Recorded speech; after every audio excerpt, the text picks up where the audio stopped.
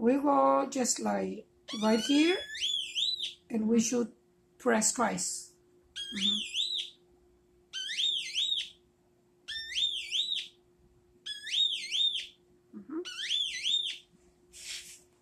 And then the helium.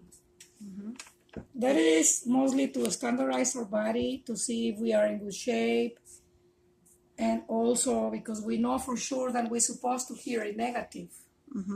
If it became positive, it could be many reasons. It could be because we're not in good shape, if we didn't sleep, if we drink Coca-Cola or coffee.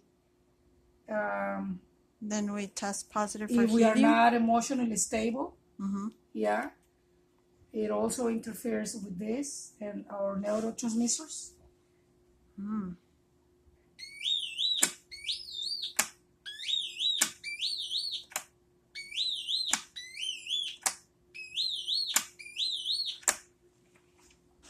That was definitely a negative.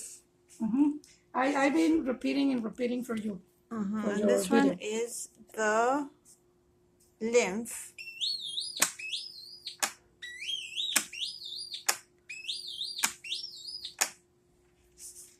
Yes, it's obviously a positive. It is like I